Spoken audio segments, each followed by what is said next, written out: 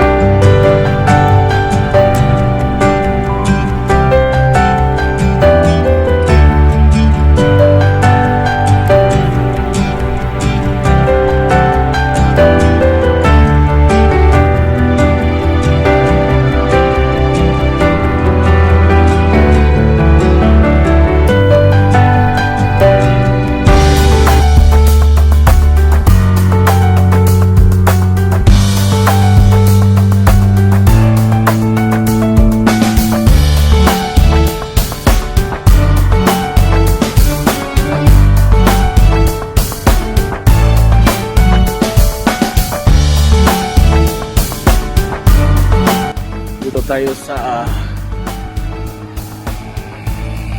dragon fruit farm. Wala pang bunga, bagong harvest ata. May nakita kong bunga dito. Pag hindi pa siya hinog o tamang green na green pa siya. Yung tawag na dragon fruit. Pero meron ditong isa. Ito lapit ng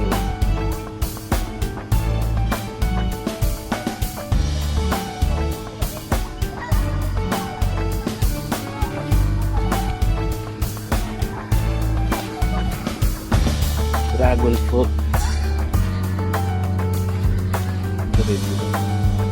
Bago lang sila harvest, kaya wala tayong makita na ito pwede rin to. Wala na.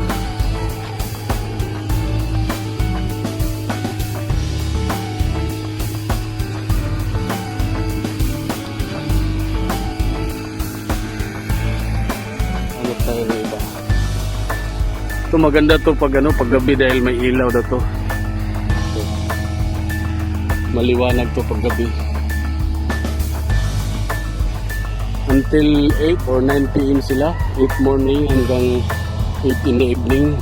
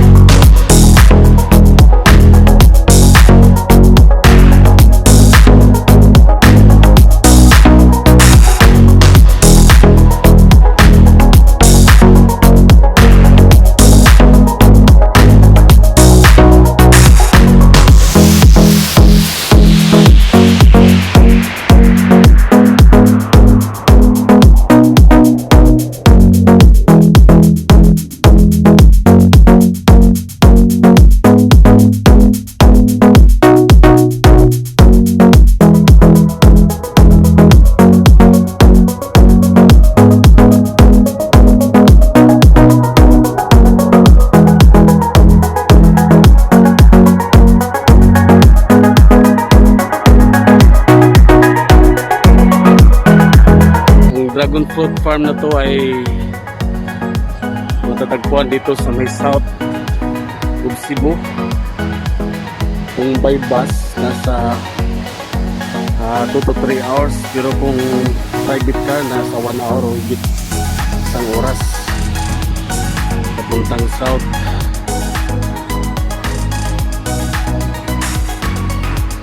Wala pong entrance fee.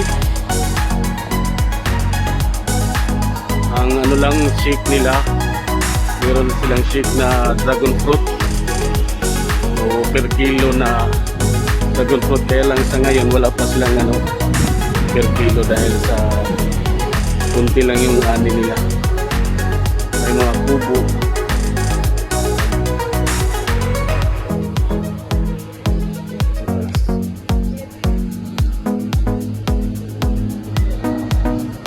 Ito yung ano nila. Taking selfies and groupies inside the dragon fruit is fun, especially at night dahil may mga ilaw to. But this is only for the privilege of delicious Resto Cafe customers. Farm is not open for public. Be reasonable, not trespassing allowed. Yan mga kapatid.